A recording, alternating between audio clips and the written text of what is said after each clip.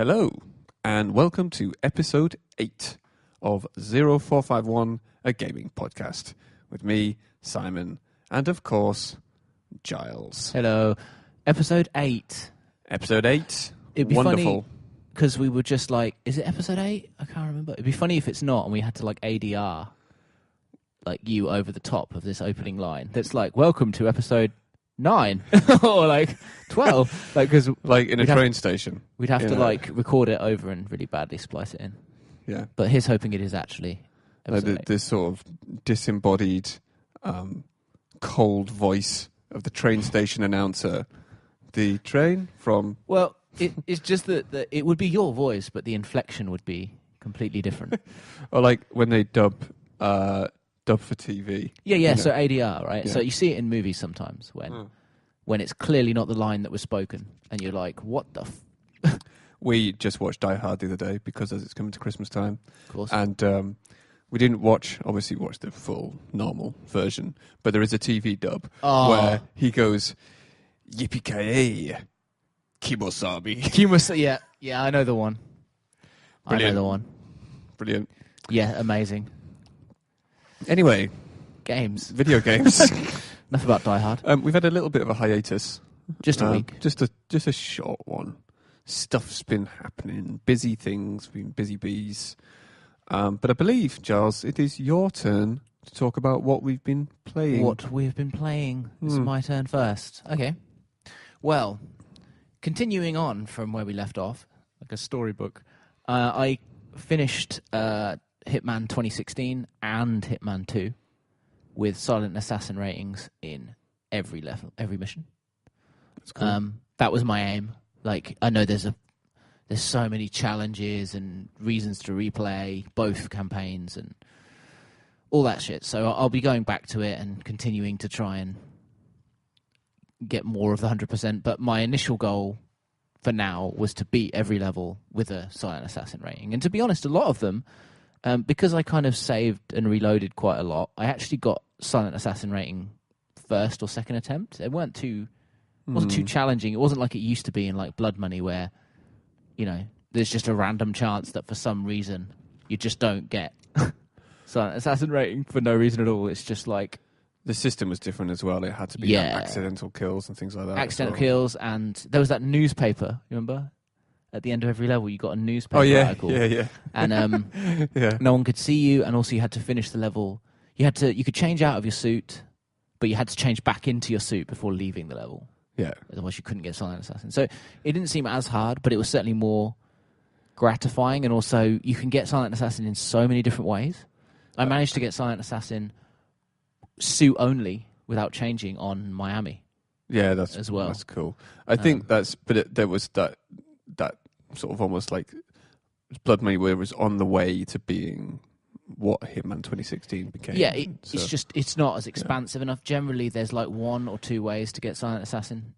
I also feel like Blood Money probably made it in a time where people didn't really kind of show off that kind of... You didn't display that kind of information to the world, right? You didn't talk about it like, I got... You know, there was no streaming as such back then. There's not as many YouTubers, not as many... Blood Money had... it still had achievements. Yeah. Achievements would be and trophies and stuff. So, yeah, maybe it was just my weird OCD sensibilities that made me care more about it. But, yeah, so anyway, I beat those, and they were great. And I did the elusive target. I don't remember if the last time we spoke I'd done that, but I did the elusive target. Yes. Did we? With Silent No, Assassin, we didn't. right? Because the last episode was me talking about how I did the elusive target and you watched the stream. Oh, yeah, that's right. Okay, yeah. So I did it. I got Silent Assassin on that as well. It seemed to go a little smoother than your attempt, I think is the way I would put it nicely. I got the android kill. So I showed. I used the photograph and got the android kill, which was awesome. Yeah. So I beat them. They were awesome. Going to go back and keep plugging away at the challenges. What else have I been playing? I should mention that briefly, otherwise we'll descend back into another Hitman episode. It's really like another Hitman-themed episode. Don't worry, everybody, it's not a Hitman episode. Again. There'll be more, though. You know there will. Yeah. Until next week. Yeah. So It's our like once annual non-Hitman episode of 0511 this week. It's a Christmas special where it's non-Hitman. It's just not about Hitman. So, there is a mission in Blood Money though where you can dress up as Santa Claus. Is there? Yeah, you know the mission in Blood Money where the guy's in the jacuzzi and you start at the bottom of the mountain. Oh, and you go all is that the way. Later one? Yeah, it's called You Better Watch Out. Oh yeah, no. And I think it's like a Christmas party on a mountain. Yeah. With like a overhanging bridge, and you can shoot the bottom out of the pool. Okay. From the starting point. But yeah, if you go up there, there's a Santa who's drunk, and you can knock him out, and then you can perform all the murders as Santa Claus, which is incredible. It's like you were saying the other week, just 47 being the most kind of recognizable yet also nondescript character, and gets himself into these hilarious situations that he shouldn't do. Like, have you seen the Columbia level where you can be part of the little band near the statue? Oh, that sounds amazing! I didn't know about that. You can be you'd be one of the drummers. That's incredible. Oh wait, I did the session drumming for the dude. Is that in Colombia? No, you're thinking of the Jordan Cross thing. Yeah, in Bangkok, I did that. Thailand, yeah, I did that. Yeah, no, this Bangkok, is in Colombia, in their village, where they're unveiling this statue, and all the musicians have got drunk, and so you've got to go wake them up. Apart from the drummer, who you just steal his clothes and become the drummer. That's amazing. And it's like they're like bongos as well, not like of course. That's incredible. I mean, to be honest, there's some funny enough shit. Like I did the flamingo kill in Miami, and that was it's fucking hilarious. Funny enough. Oh, and actually, this is the last thing about Hitman. Then we'll move on. I saw an amazing YouTube video, or it was on Twitter or something, where somebody managed to put enough explosives under the golf ball. Oh, yeah. That it blew that target up. You're thinking of the chain explosion. No, I'm not thinking of that. Oh, no. So there's a chain explosion, right? But no, not that video. There's another video I saw where, you know, in the house grounds, there's a well. This is Sapienza, right? Yeah. You know, in the house grounds, there's a well. Yes. Like a large well. Yes. Well, somebody managed to put enough explosives on that it blew that target, the guy, enough from one end of the level up in the air and landed in the well. And he's standing by the well when he does it as well. So he's like waiting by the well, Agent 47. You see him fly off camera in the background and then just land on the rim and go in the well. God. I don't know how the guy managed to... Show notes. Yeah, we'll try and get it in the show notes. It's amazing. But yeah, that was brilliant. If we can link the video, I'll try and find it. So anyway, yes. Hitman.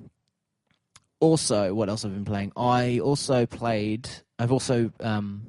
been playing Darksiders III, which I was sort of gushing over Darksiders the last episode in anticipation of Darksiders 3. I think.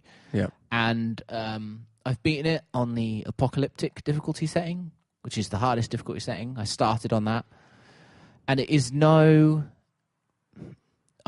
no word of a lie when I say it's one of the fucking hardest things I've done in a long time. Like Ninja Gaiden.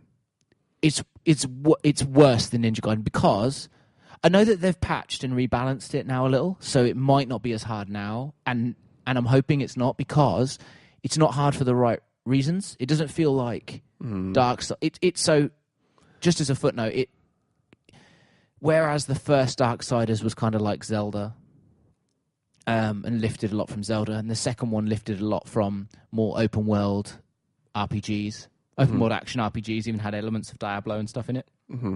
This one takes complete inspiration from Dark Souls. It's essentially a Souls game, down to the idea that you even you collect souls and you use them to level up, and if you die, I mean, to be fair, the currency's always been called souls in Darksiders, right? But if you die, you drop them and you have to collect them again. Okay, just like Dark Souls. There's talk of hollowing and things like that, which is all Dark Souls lore. So it's inspired heavily, but does it pull it off? So this is the thing on the lower difficulties, because my trophies are all bugged out. So I beat the game on apocalyptic, and it unlocked the trophies are supposed to stack for difficulty. It unlocked the apocalyptic difficulty setting, and it unlocked easy, but it just didn't unlock normal. Oh. So now I have to play through the whole game again on just normal, or balanced difficulty, I think it's called. Oh, right. Okay. So I've got to play through it again anyway. But playing through it on balanced, much more fun. Much more like clearly designed with balanced difficulty in mind. On Apocalyptic, the problem is there's certain design choices. Like, I don't think there's hardly any invincibility frames in your dodge. There's like barely anything. So it's very, very difficult to get out of the way. It's a quicker game than even Bloodborne. So it kind of wants you to dodge more often because Fury can't block. She can't block or parry. So there's no option for turtling at all. You have to keep moving. But the problem is that especially on Apocalyptic, the dodge window is so small that 99% of your dodge animation you're still able to get hit by, and the enemies track. So they'll swing for you, you'll dodge, but it won't matter. So either you get a perfect dodge or you don't dodge at all. And even at the start of the game, even the worst enemies, the little grunts, they do half a bar from hitting you once. Right, yeah. And you get one-shotted by bosses instantly. So, it's incredibly frustrating. And also, because it goes with the Dark Souls model, when you die, you respawn at the last, what's called Vulgrim hole, which is essentially campfire or lantern from Bloodborne. Right. Which means that, and all the enemies respawn. So then you've got to kill your way through them again to get your souls back, which is the same in Dark Souls, but it's more frustrating because you at least can take some punishment in Dark Souls. On Apocalyptic difficulty, you can't take hardly any.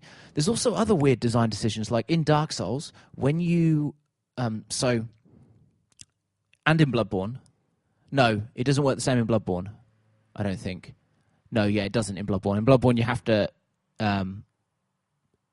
go about it differently. But in Dark Souls, which is clearly where the biggest inspiration is here, when you die, all of the enemies respawn. But when you rest at a campfire, all of the enemies respawn. Okay. But it refills your health and it refills your healing items. Now, much like Dark Souls, instead of Estus flasks, you have an equivalent in Darksiders 3, where you start off with only 2 and you gain more as the game goes on. What are the Estus? So the way Estus flasks work they are a healing item, but you only get so many. So I think in Dark Souls you start with 5. And when you drink one, it goes down to 4, and it basically refills a large percentage of your health. However, there's an animation for drinking them, so you have to choose when to drink them. Yeah. So, because you can get hit easily when you're in that animation. And the idea is that those things only refill at bonfires. So your idea is you go out from your bonfire, and you're trying to reach the next bonfire before you run out of Estus flasks. Yeah. And then when you sit down, they refill. Is that the only way of getting health back in Dark Souls? Between campfires? Yes. Well, yeah. Or you rest at a campfire. Okay. But yeah, well, that would refill your Estus anyway. So yeah. To be honest, I'm not actually too familiar with Dark Souls or any of those kind of games. Yeah, no, it works differently in Bloodborne. In Bloodborne, you have blood vials which enemies drop. Right. And you hold a stack of 20 at once. You can only hold 20 at once. Okay. And then there are certain things that allow you to hold 21 or 22, but yeah, I'm pretty sure... Making me second guess now. I've played so many thousands of hours of Dark Souls, but yeah, generally the only way to heal is Estus flasks. So, and the idea is as the game goes on, you get more Estus flasks, and you can upgrade them so they heal you for more of your health, and also you can carry 10 of them. Okay. So that allows you to have much more healing at your disposal, right? Yeah. But the problem is with Darksiders 3, you only have 2 at the start, and you can only get... I think I've only found 6 maximum. And the animation is longer, a lot. Well, depends on which Dark Souls game you're talking about, but the animation's quite long, so it's easy to get hit while you're using it. But the main problem is when you sit down, when you go to a Vulgrim hole, it doesn't refill them, and you can refill them. These are like the equivalent of campfires or save points. Yeah, the Vulgrim hole is basically a campfire for Darksiders 3. And yeah, in Darksiders, they don't refill when you go to one of these Vulgrim holes. you can get one of them refilled occasionally from a random soul drop, where one enemy will drop a green soul, but it's like RNG basically. So that can refill one. And also, you get them back when you die. But here's the weirdest part, where it's different from Dark Souls. Enemies do not respawn at all in Darksiders unless you die. And it has a level-based progression system, which allows you to put points, use souls to buy points and put them into 3 main attributes: health, damage, and arcane, which is your magical abilities, essentially. Yeah. But the problem is that you can't grind on out enemies unless you die. Okay, yeah. Yeah. So the only way I found to be able to grind was to find an area where there was a bunch of enemies, kill them all and leave one, and then stand there and let that enemy kill me. Oh, man, yeah. And then that respawns you at effectively the bonfire, the Vulcan point. Then you kill them all again. And there's something wrong. And let's not get it twisted, right? On balanced and probably on definitely on apocalyptic, and seemingly on balanced as well, which is normal. So my assumption is that's the normal. That's what you're supposed to play it on first time. Yeah. You need to grind souls. Right. Yeah. You will get absolutely annihilated. You need to level up. You need to actually grind out some levels, especially early on. Yeah. Because things will just wreck you. And later on, you get some new abilities when you kill certain bosses, and it makes it easier, it makes it better. But early on, you need to grind souls. And to be honest, grind throughout the game. And I think there's something inherently wrong with designing the game so that the player can only progress by constantly dying. Yeah. No. Constantly waiting to be killed over and over and over again. They're like bad workarounds, right? Like bad workarounds to essentially just progress, right? Yeah, but it feels like it was designed that way because it's almost like they forgot to respawn the enemies when you go to a Vulcan hole. Yeah, but that would, I mean, if it was deliberately designed that way, that's weird. But if you're taking the Dark Souls model, essentially, the Souls game model, everyone, even Lords of the Fallen, The Surge, all of those games, generally, you go to a bonfire or you go to a rest point, you're able to control when the enemies respawn, or you're made to make a decision between, do I continue and not heal and not have the enemies respawn, or do I heal but have all those enemies I just killed come back? Yeah, that's an odd...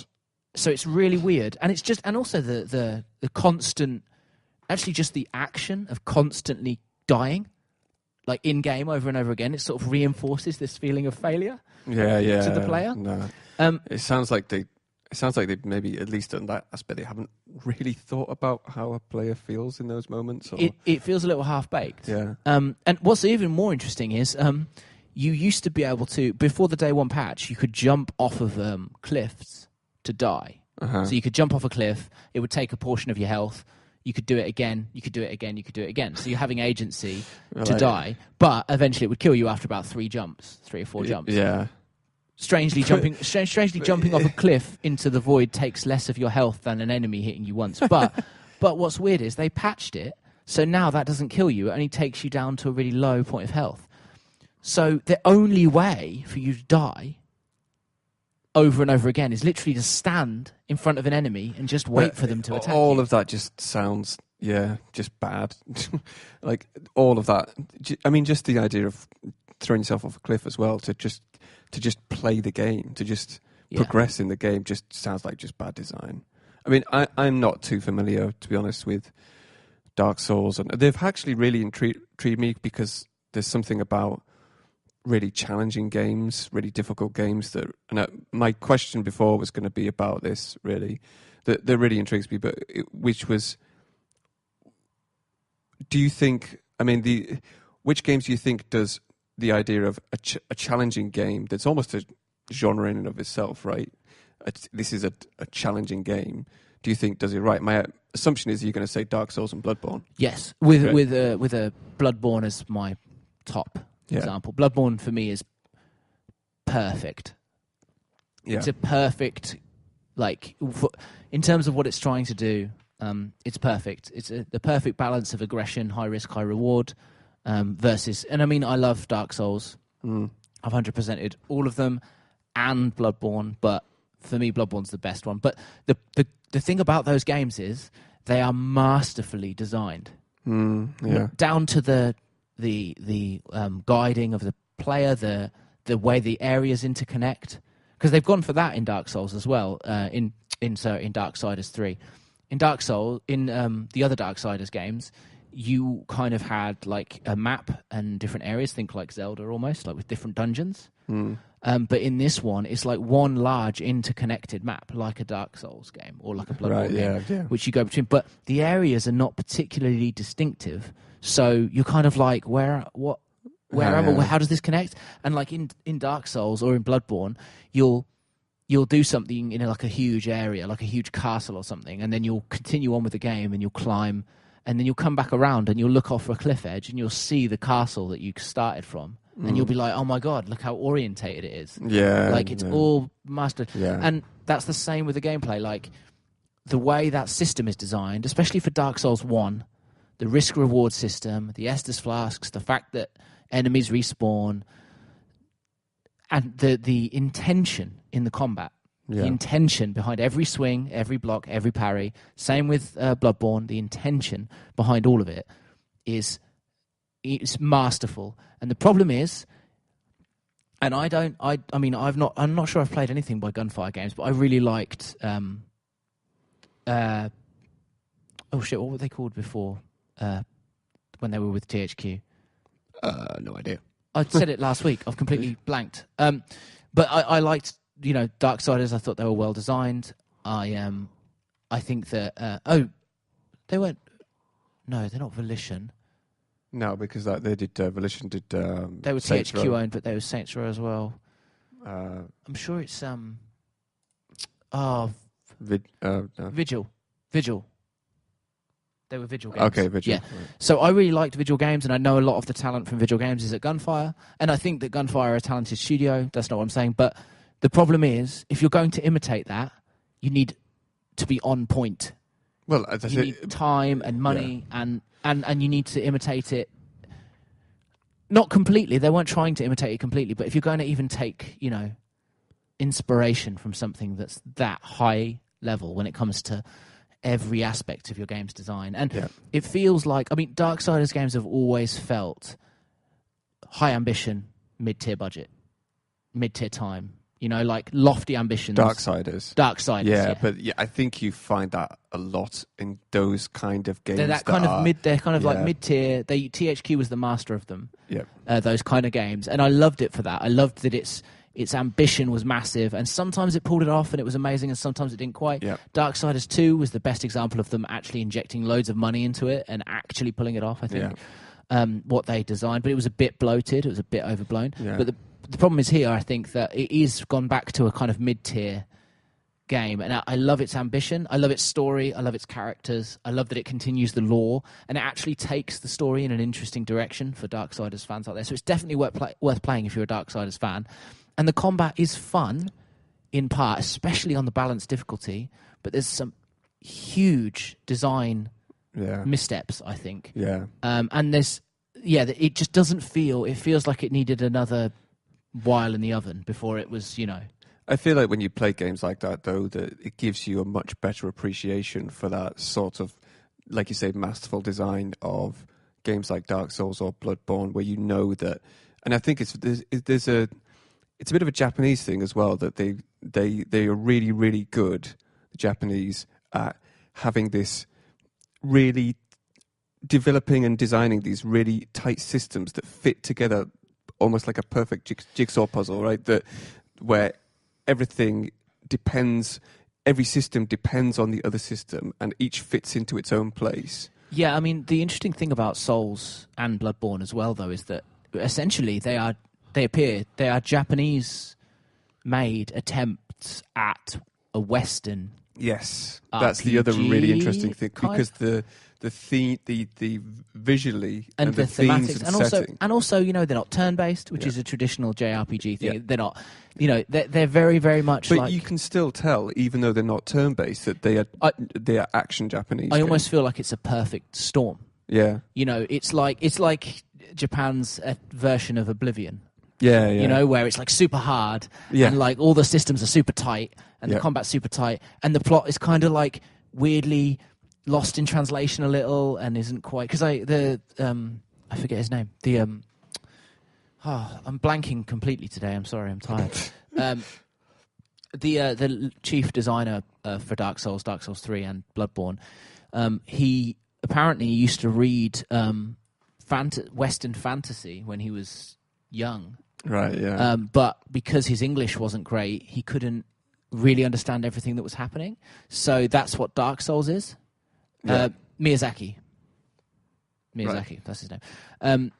So yeah, he couldn't quite understand everything that's happening, and so that's sort of what happens with Dark Souls. So you're kind of like not ever really sure where, like, the lore is deep, but it's baked heavily into the environments and heavily into the odd little nugget of NPC chatter. It's never told to you. Yeah, I find that a lot though and I think the flip. Although you, as far as I know, you don't really see it that much. If the flip side were to happen, Western developers who are really into Japanese culture making Japanese style games, maybe you'd see something similar there where, I mean, like, but you see it a lot in other Japanese games. Metal Gear Solid is actually a interesting example of that. The difference though with Metal Gear is that there's almost too much lore and there's almost too much, it's almost convoluted. It is convoluted. Well, it's just fucking bonkers. Yeah, it's convoluted. Almost convoluted. It is convoluted. But I love it. I love Metal Gear. But like, and the thing is often with JRPGs and with Japanese-made games and anime and all that, the story is quite convoluted. Yeah. But the great thing about Dark Souls and Bloodborne is that it's definitely not. You know something's going on. You know it's been thought about, but it's never. It's never at the forefront. Which means it appeals to the lore hungry who want to dig for it, but it also appeals to the gameplay people who just want gameplay over story. So it's interesting, actually. But if you've never played them. Well, I've played them, but not enough, and not enough to know the lore behind it, but just enough to know visually. You just know, like, if you've played enough games, I suppose, that games like that, like, just from things like the use of font in them, the interface, you can tell that this is a Japanese game. And Demon Souls and Dark Souls that came after it it was really striking because they had that setting and that theme of being something that is very much associated with Western culture. So knights in armor and medieval. Medieval essentially. But non-samurai medieval. As in medieval knights. European, but was clearly like Japanese in its gameplay and execution. Yeah, and I mean, like, weird. It's the same. I mean, it's like Bloodborne, right? Bloodborne is like, in terms of inspiration, it's sort of Victorian Lovecraftian. Yeah. Like, that's the two main... Yeah. It's like half Victorian and half sort of... It's like the love letter to sort of European gamers, in a way. Like, and Lovecraft. There's definitely so much Lovecraft going on in there. Just so Lovecraftian. But yeah, so Darksiders 3, if you're a fan of Darksiders and you want to know what happens in the story, and you'd like, it's a good game... But it's not. I probably would say, like, wait for it to go down in price a little bit, or wait for them to patch it. I don't want to say that because I want after our discussion last week, they're just going to keep making Darksiders games anyway. Like, doesn't matter. It's Sanka Studio. Even if you were the one person who bought the game. It's Sanka Studio and publisher last time, and it still came back from 6 years it's been since the last Darksiders game. And I just think that it could have come out of the gate swinging a bit more. Has it actually done well? Do you know if it's done well? No, it hasn't. Well, I don't know. Critically or I don't know. So critically, it's all over the map. It's getting as high as 8, and it's getting as low as, like, so I think IGN gave it in the 7s or 8s. GameSpot gave it 4. Games Radar gave it 8 or 3.5 out of 5. Like, it's kind of all over the place. It is one of those games. It sounds like just like one of those games. Yeah, it's kind of like if you like Darksiders, you'll probably like it. And if you don't care about the franchise and you're just looking for a game like that, you probably won't. But then, having said that, there are some pretty big YouTubers and critics that do like Darksiders. I know like Darksiders and haven't enjoyed Darksiders 3 at all. They hate it. But I don't know. I want it to succeed. I want there to be more Darksiders. So But I am a little disappointed with it. It's just got some really fucking frustrating. I haven't been that frustrated playing a game in a long time. Like, and it kind of is my fault for putting it on apocalyptic straight away. But there's no New Game Plus either. There's always been New Game Plus in Darksiders. Maybe I'll patch it. I reckon it will come later. I reckon it just wasn't ready. But there needs to be a New Game Plus. You need to be able to play it on a lower difficulty and then take on that apocalyptic difficulty when you've leveled up, because it's such a fucker. It's such a fucker. It's like, it's horrible. But yeah, Darksiders. Maybe wait for it to go down in price a little bit, or wait for them to patch it a bit more. So I've been playing that. And I also picked up a Christmas present for myself in the form of a couple of Christmas presents, I believe. Well, yeah. In the form of an Oculus Rift and a flight stick for Elite Dangerous. Yeah. Now, Elite Dangerous is a game that you told me to play a couple of years ago, or a year ago, whatever. Yeah. And I got it on console, on PlayStation, obviously, that's where I'm going to buy it. And on PlayStation, it runs fine and everything, but it's a bit weird to control with the PS4 controller. I found it, and it's kind of daunting, especially if you don't know anyone who's playing it. And the problem is, you couldn't take me through. Yourself and everyone else at work who plays it couldn't really take me through get me over the hurdle. Yeah. Because it's a game that is so vast and has so much, and you're allowed to do whatever you want, that you need somebody to take you through the start of it, right? Really. We're on PC. And you're all on PC. Yeah. So I bought it on PC and was like, I'll play it on PC. But then I was like, but I want the flight stick and then Oculus. So I was like, fuck it. Let's just wait and play it in VR. I can't remember what the impetus for this decision was. I was like, I'm going to buy an Oculus Rift. That was it. It just popped into your head one day. I literally was just like, yeah. And I'd like to say I was browsing on Amazon or somebody recommended it to me. Oh, because there would have been deals on, weren't they? It was during the Black Friday week or whatever. But it wasn't any of that. I was just like, Oculus Rift Day.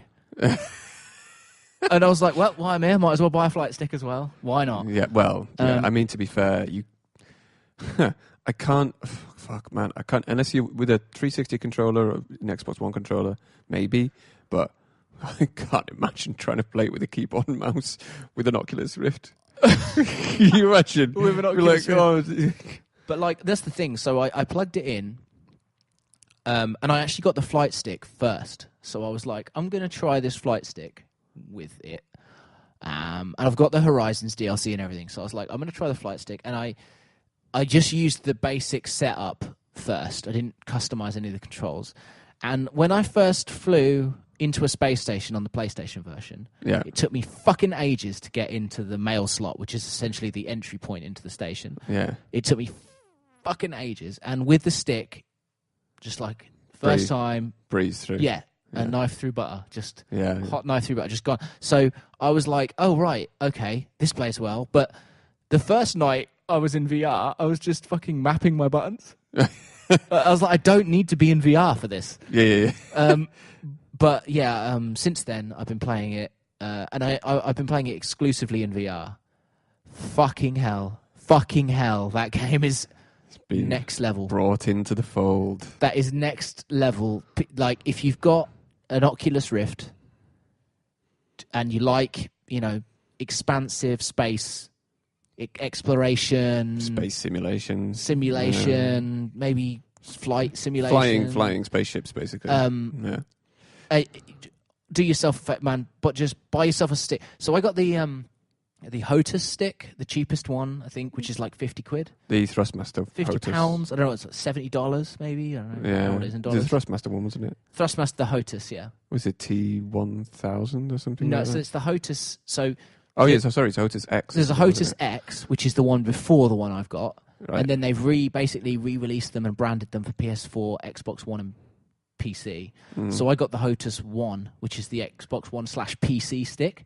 But I'm pretty sure they all work on PC. I just think they've got a slightly different aesthetic. Yeah. Because I wanted the PS4 stick, but they'd sold out. So I was like, oh, fuck it. Yeah. They just have the different button pictures for. And I mean, if you wait for a sale, you can get Elite so cheap now. I got Elite and Horizons for £6 in the last Steam sale. But like, if you've got an Oculus, man, you're doing yourself a huge disservice by not playing that game in VR. It's just incredible. Like, it's... I mean, to be fair, you're a little bit late to the party. Oh, yeah, super late. Yeah. Super late. I mean, and like, people have put like thousands of hours into it. And like, the thing about it is, though, I had a PSVR. I have some experience with PSVR, and it's great. And it's a great budget VR unit, but it's a bit blurry, and it never really gives you the full suspension of disbelief. And I know that the resolution is still a little low on Oculus, but it's high enough. And the technology's good enough that it's like, what the fuck? Yeah, I mean, if you have a really nice graphics card, like if you've got a 2080 Ti or even a 1080 Ti, you can set the super sampling up to 2 times, which essentially does anti-aliasing, double anti-aliasing in VR, which will sharpen up things a bit. Because obviously you're limited by the fixed resolution, obviously, of the Oculus. Yeah. And I mean, it's a technology that will get better. But I mean, even the form factor of the Oculus is nice and obviously more expensive. Yeah, it's really nice. But that game is like pure immersion. Like, I've never known anything like it. It's like I'm not even. How did you find the scale as well compared to? That's one of the things that people talk about a lot, is the difference in scale when they go between from looking at a screen to being in the cockpit. It's indescribable. Like, there's no it's like a different game. Yeah, if I'm honest. Like, and the operating it with the stick is amazing anyway. You should definitely be doing that. But like, if you like Elite and you get into it, get yourself a stick. But like, there was a part where I was in one of the larger stations, and I took off to leave, and it was one of the ones that has like searchlights, moving around it. Okay. And like, I was looking up and out of my cockpit at all the like vehicles that were driving around, and then like a searchlight swept across my cockpit, and it like lit up the internals of my cockpit. You know, it didn't just gleam off and there was like shadows being cast across my cockpit. And then I was like, what the fuck? And then my friend who I was playing with, he was like, when you leave the station, look to your right. Yeah. And I got out of the station, I physically looked to my right, and there was like 2 planets lined up, half eclipsed, with like the star in the middle. And one of them was ringed. And it was like, what the fuck? This is crazy. And like, he's using a much bigger ship because he's been playing it for years. Yeah. He's been playing it for thousands of hours. And I'm in a little tiny ship, and like, just a sense of scale when he's flying next to me and we're shooting at stuff together. It's just insane. It's just insane. The sense of wonder from it, I think. Yeah, the stations themselves as well. Like that sense of scale is much more apparent, because in the sort of blackness of space, it's not as apparent. Obviously, it is more so than even going down into the station. And all that shit. And like, and to be honest with you, the combat's really good and all that sort of stuff, but it's worth as well having decent headphones. Yeah. So I have really good headphones. Yeah. Which coincidentally, they're now my Elite headphones, and they're so immersive. Like, I can hear different levels of sound. So like, you know. It's quite a wide range on them. The sound design is just incredible. Like, when you get a new ship, because I upgraded from the Sidewinder, which is the first ship you get, to the Cobra Mark III. Yeah.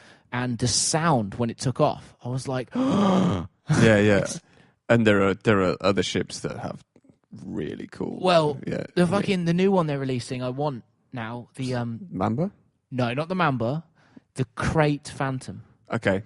Oh my god, that's I'm sure everyone has a ship in Elite, which when they see it, they're like, you will be mine. You know, and then all of your effort goes towards working towards it. Yeah. So because I want to generally be an explorer in the game, that's sort of what I'm going for.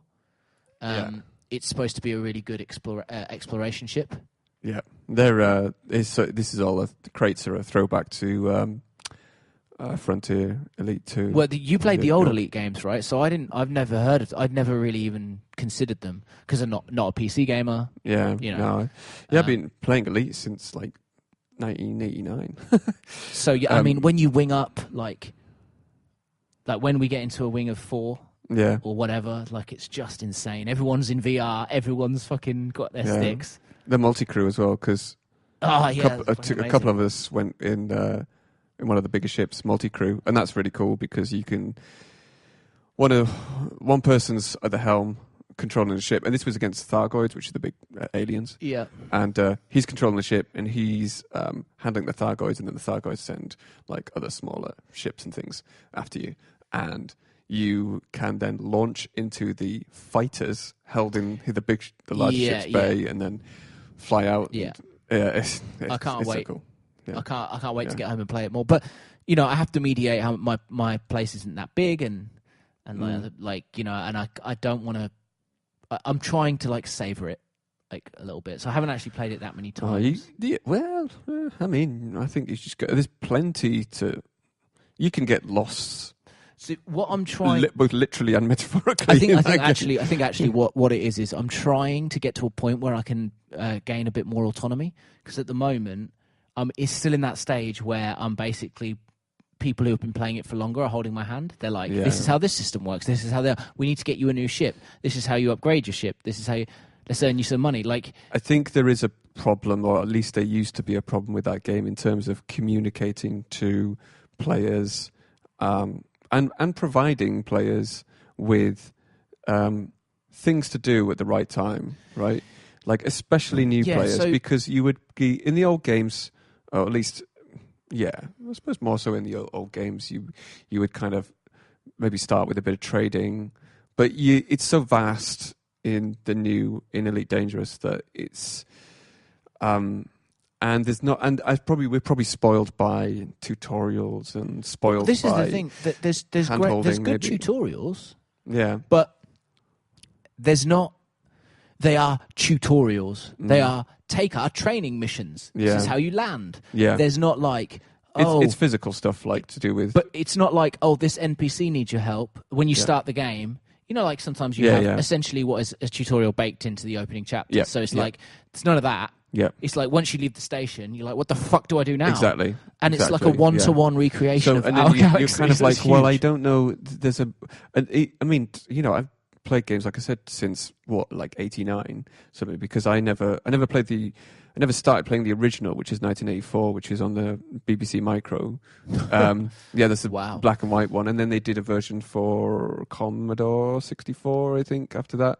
And there's been loads of versions for it. But I played Elite Plus, which was essentially the original Elite, but updated for a PC. With fancier graphics, like VGA 256 color graphics. Yeah. And then later on, the ones that came out on Amiga and PC, which were Frontier Elite 2 and then Frontier First Encounters. So I've had quite a bit of a history with Elite, and I fucking loved those games. But even with that knowledge, going into Elite Dangerous, even knowing what the game is and what it's about, I remember when I first started Elite Dangerous and trying to get a handle on, like, how do I progress? I'm like, okay, so I know there's going to be a market, and there's going to be markets in other stations that I want to do trading with, but, like, and I can kind of see it, but I've no fucking idea. It's sort of that moment where the idea collides with the reality. Yeah. And you're like, I don't know how to do anything, but I know what I'm trying to do. You and I must have had hours of discussion about Elite Dangerous. Yeah. But it's all theory and no practice. And once you put it into practice, you're like, there's so much, and I don't know how any of it works. Yeah. And I know roughly, like, I know I want that ship. Look at this ship. Yeah. Look at the Crate Phantom. It looks beautiful. But I know I want that ship. Yeah. But at first you're like, how do I get it? Where do I get it? Where do I get credits? How much is it? I think it has a problem with providing players with certainly providing players with moment-to-moment action, and providing players with. But again, at the same time, I think it's good that it doesn't hold your hand and it doesn't spoon feed you, because I think Elite Dangerous's whole philosophy, its whole theme, its whole existence, if you like, is based around a much slower pace than what you would probably expect. Yeah, and I mean, it is, in my opinion, it is the 2001: A Space Odyssey. It's not Star Wars. Yeah, right? it's also a necessary evil, because I think that yes, you might need someone to help you get into it, but it couldn't be as vast as it is. and as complex as it is any other way. Yeah. Like, there's no amount of tutorials you can take or no amount of people you can speak to. At a point, you just have to learn by doing, and then you probably won't see everything the game has to offer ever. Yeah. Because it's got a one-to-one recreation of the Milky Way. Milky Way. Yeah. So it's fucking huge. Yeah, which is, and actually more systems potentially than the Milky Way, because I think they estimate something like 200 billion systems in the, pretty sure that's right, 200 billion systems, but 200 to 400 billion systems. And that's star systems, by the way, right? So that's star systems, not number of not planets. Planets and moons, right? So that's systems. And I think Elite Dangerous actually simulates a bit more than that. So it goes towards the 400 billion mark than the sort of 250 billion, which is the kind of estimated one. It's just insane. What that means is that there is plenty of time to explore plenty of that area. Yeah. Now, it might be kind of vacuous and by definition, right, vacuous, and nothing there. But there's still, as an explorer as well, and this is one of the great things I loved about Elite Dangerous, that it brought to the Elite franchise that we hadn't seen before, because there wasn't really any kind of exploration system in Frontier Elite 2, was certainly not in the first one anyway. But the fact that there are 200, even if every person on Earth, for example, there's 7 billion people live on Earth, right? 7.5, I think. Yeah. 7.5, something like that. Even if every person on Earth was an Elite Dangerous player, there would still be another, what's that? 20 odd, like 20 odd systems per person, for you to discover. Yeah. Yeah, Yeah. At least it's almost infinite. It's the size and scale wise is insane, and they're iterating on it a lot as well. They're putting time into exploration and redoing it, and you can be. I kind of, on the one hand, I'd almost like a little bit more focus on narrative, because I like narrative. That's another. On the flip side, I love that you can just do whatever you want. You can just be a taxi service if you want, or you can just mine. I think they're bringing some of the more narrative-based elements to the new expansion, which is Beyond. The updates. And it looks like the quality of life stuff they're bringing to Beyond looks really, really interesting, really cool. Some really cool stuff in there if you see the trailer. Well, we will. It's in our news update. Yeah, we'll talk about that. We'll talk about that. But anyway, I've been talking for a while about what I've been playing. We should really get on to what you've been playing. That's cool. I've actually also been playing Elite, getting back into it, because I think probably since you've been playing it, haven't had a massive amount of time. So I bought a ship. I bought a Python, which is one of the larger ships, just because I wanted to, and then, even though I couldn't afford the insurance rebuy for it, because if you smash your ship up, you get it destroyed, you have to... I didn't know, you have to...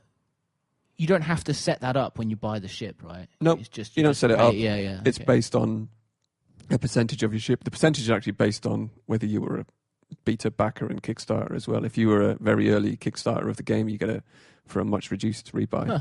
I think I get it for a slightly reduced rebuy because I was in the beta originally, but not quite in the original Kickstarter, because unfortunately I didn't have a massive amount of faith in it when it first went on to Kickstarter. But I was very wrong, actually. And it's kind of regrettable. So I've been playing a little bit of that. And I've just been doing sort of assassination missions and stuff in smaller ships until I could afford the fucking insurance rebuy. What sort of ship are you? Just an Eagle. It's rubbish. Yeah, it's terrible. I basically traded in my nice explorer ship and my nice combat ship because I really wanted a Python, and now I can't take it out the goddamn station because if I do, you can't do anything. I'm going to lose it all. Yeah, which is terrible. I'm sitting on a couple of my friend's ships, and a beluga liner is fucking huge. He's got one of those. And a Corvette. Oh, the Corvette's it's like insane. A fucking Star Destroyer. Yeah, that's that, and it looks like a Star Destroyer as well. Yeah, they're crazy. Yeah. But you need to also rank up with various factions to be able to buy them, and it's millions and millions and millions of credits to get them. So hundreds of millions. Yeah. I've been playing that again, and I'll probably play it a little bit more as well. But I've also been playing Star Citizen, which has been interesting, actually. I've never seen it running. No. I've seen videos of it, but I've never actually sat and watched anyone play It's so weird. It's so kind of like almost elusive to everybody else that isn't really, really into it. And I'm actually not really, really... I'm really, really interested in the idea, and I really want it to do really well. But so I bought the pricing structure's weird for it as well. At least when I bought it, you buy a ship, essentially. When you buy you buy Star Citizen, you choose a package, which is a ship, essentially. So you choose and you can choose the cheap package, but you get, and I was like, am I buying just this ship, or because it's just so different from what I'm used to. I don't buy the game. You're buying. My assumption is you can pay to upgrade that ship. I think so. Yeah, like you can certainly buy more ships, and there's all these stories of people who spent thousands of pounds on crazy ships. Well, I mean, that aren't even out yet. Like some of them. Yeah, aren't even out yet should be the slogan. Yeah. How long has it been in development now? I don't know, at least 4 years, maybe. I think 200 million or something on backs. At least 120. But yeah, and every time, so I was really, really interested in Star Citizen because it's made by Chris Roberts, who did all the old Wing Commander games. And those games are very, very ambitious. They're very, very big for the time. Wing Commander, especially Wing Commanders 1 and 2 were okay. So it has actually received over 200 million. Then I think I just read it, and I didn't realize probably the extent of his ambition until Star Citizen was announced, and then development started work on it, because it's just, he wants to do everything. I think we've actually talked about this briefly on some of the podcasts before, to the point where most people probably think it's a bit too much, because it's, even for a $200 million development. Do you think it's going down the Red Dead route? Red Dead 2, like a little too much realism. It's not realism. I don't think that it's not so much realism. It's features. It's systems that he wants in there, because he wants everything in it, right? He wants first person on foot ship combat, multiplayer combat, exploration in a huge universe, plus a storyline with missions in, which is what Squadron 42 is, the other part of Star Citizen. Now, I bought the ship package. I bought the cheapest one. I think it's the Aurora ship package. And I've loaded it up every now and again over the past year, because there's been various iterations on what it's still in alpha release right now.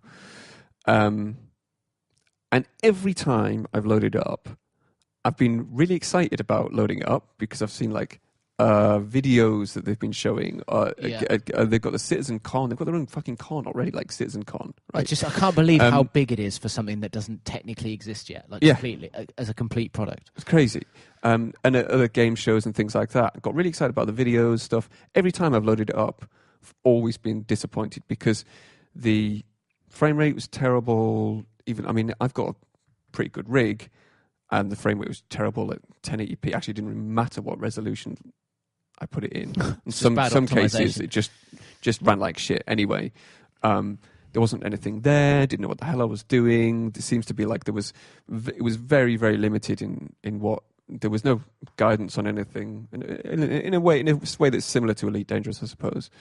But because there's just no actual complete shell of a game there. That's what it didn't feel like. Right. And I do have to remind myself that it is an alpha stage, right? And I think everybody has to remind themselves that it is an alpha stage. 4 years. Yeah. And when you see some of the updates as well, it's crazy, because they're going things like, we've got this Moby Glass system, which is a little interface thing on your wrist that pops up, and it's got all the information about your ship and other options and your missions and what you can do, and you're like, but do you not want to do the universe thing first? Do you not want to build the core of the game first and make sure that's working first before you I'd be dip very into? Interested. It'd be very interesting to to be a fly on the wall or to work in that studio. Well, I know people who've worked on it, and just to see what their production pipeline is for this stuff, whether they are like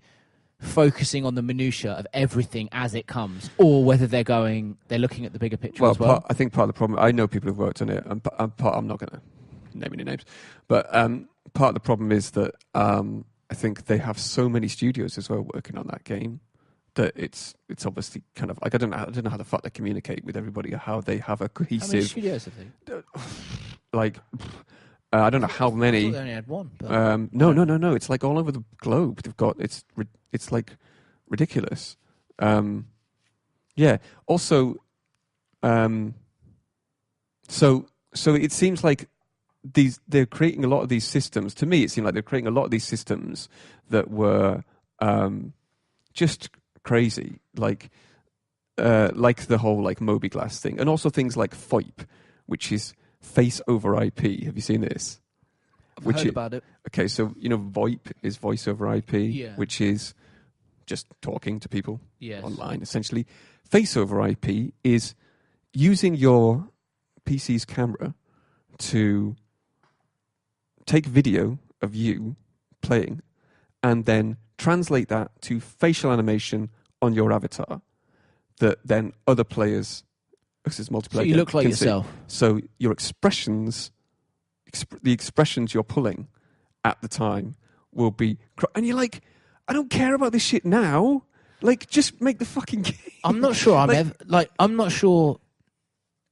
I don't know. Maybe I don't know because I've never seen it in practice. But when I blow up a pirate on Elite, I'm not like, I wonder what his expression. Yeah. In that moment, I'm not. It's what's these, that for? It's these things that just kind of. I think. Why? What is your? I mean, I know that different studios work on different things, different teams work on different things, and that could be completely branched off from the other core stuff that maybe they're just working on to get right more. Ambition should be ambition as well. Scope is just doesn't even seem a factor at all in Star Citizen's development, because Chris Roberts seems adamant that he wants fucking everything, and like good for him to be. Should be fair, commended. But. I think it is to be commended, because I think that. I really want that. Like, I want him to make that game that's incredible, that has everything in it. And I've always been disappointed until now. Yeah, because you loaded it up. Because I loaded it up recently, and actually, it's a lot fucking better than it used to be. It's starting to come together. Yeah, now it's like, holy shit, this actually this feels good. Like, mostly it's performance, I think. Yeah. I think that's really what's kind of informing that kind of opinion I have about it. But I really noticed a massive performance increase. And then, because the thing about Star Citizen, he wants everything to be seamless, right? So when you start the game, you wake up in your little bunk bed thing in a station. You get up, you press a button to get up, and then you pressing buttons on doors to open them. You walk out the door, you run out the door, you run down towards the, like a sort of station hub area. You select the ship that you want. I realised the fact I had an extra ship for some reason. It just popped out. No, I don't know how that happened. I don't know. I was like, oh, that's a bigger ship. I'll take that one then. That's mine, apparently. It's like, okay, so I think there's a button for not retrieve your ship or deploy your ship or something. And it goes, okay, go to hangar A5 or something. Like a fucking airport. Yeah. Yeah. And so you run around a little bit, and there's this sign, it's all signposted, and then you go to a fucking airlock, right? You open an airlock, go through the airlock, and then you're out on the sort of deck of the station, which is orbiting the planet. And then you get out to your ship, and you've got to open the fucking door to the ship, right? Yeah. You open the door to the ship, and because this one was like a larger ship, I actually opened the bay doors on the back, which is like a ramp that comes down on the back, and walked into the cargo hold, closed the door behind me, went up to the ship, and then it's like, get into the pilot's seat. So it's like, click to get into the pilot's seat, and then actually realised I got into the fucking co-pilot seat by accident. It's a two-seater ship, and I was like, why can't I power anything on? Like, can't fly this thing. Had to get out and get into the pilot's seat, and then it's like, look down, power stuff on, because you got like a free look, whatever. Power on the ship, and like the controls sort of animate and come up, and all the screens turn on, and all of that stuff is super fucking cool. Like really cool. There's obviously an element in any system like that where there are going to be players who don't really give a shit about that. This is what I'm talking about. They're going to want to just be like, just teleport me to the ship. This is what I'm talking about with the Red Dead comparison. Yeah. In that you can, for some people, you can have too much detail. It can become laborious. Yeah. And I just wonder whether with this many systems going on, whether it'll stray into that territory. I see what you mean now. Yeah. Right, yeah. Yes. But I think there are a lot of people, and I mean, you know, the run from getting out of your bed to the sort of lobby area to get your ship, and then getting into the ship wasn't that long, really. It wasn't like I was like running awesome, down fucking Heathrow Airport, you know. Yeah. Like dodging old ladies to get to my ship. But it was, I can imagine it being maybe too much for some people. And then, of course, now they've got planetary landings. So I was like, okay, I need to get to a planet. Because I realized that I was orbiting a gas giant, which I couldn't land on for obvious reasons. And so I also didn't know what I was doing with the controls. Managed to select a planet. I was like, oh, fuck it, I'll just pick the furthest planet in the system. Because I think there's only really one star system at the moment, right? The one you start in. Yeah. And then selected that as a destination. And then kind of hyperspace there, which is kind of like Super Cruise in Elite. But the timescale and the amount of time it takes to get between areas is a lot longer in Star Citizen, actually. Oh. And you go to sort of this, you know, hyperspace mode, a Super Cruise kind of mode, where you're traveling very, very fast across the star system. And then I was like, can I get out of my chair while I'm in this? And I can. Yeah. Right? Yeah. I get out of my chair and go into the back and just have a look around the cargo hold and come back, and like all the stars are flying past me still, and I'm kind of get back in the seat.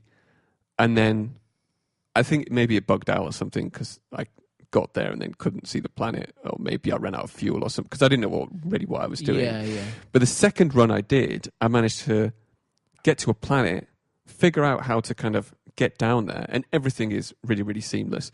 Land on the planet, and it's like this. It's an atmospheric, almost. I think it's almost like an atmospheric planet. It's like a desert, dusty planet.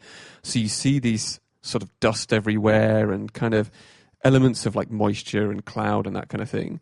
And then land on the desert planet, and then I'm like, okay, I can get out of my ship now. So get out of your ship, and then you can like pull my gun out. I'm like, this is fucking awesome. That's what you want, right? Like, this is so cool. Yeah. And because, like I said, the performance was really good.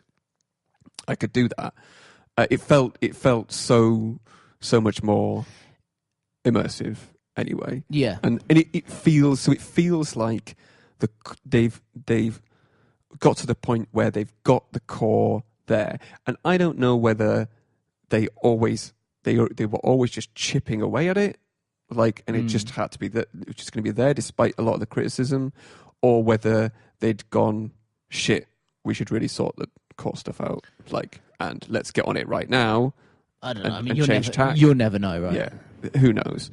Either way, I'm glad that for me feels like it's coming together. I'm excited about it, but because I've been on such blackout about it, because I was like, I got into that, like, I heard about it and was like, oh yeah, and then I was like, is it ever coming out? And it kind of got lost in the ether for me. I knew that it was there, making tons of money and getting a massive Kickstarter, and I always thought I'm going to buy that when it comes out, but I wouldn't mind seeing you play it, actually. Yeah, I maybe should put some video up or something of it. And because that's the other thing about being able to free walk thing, right? Is being able to get into the cargo hold. You're in space, stop the ship, get into the cargo hold, just get out your seat, open one of the doors, and then just like go out for a spacewalk. Have you seen the?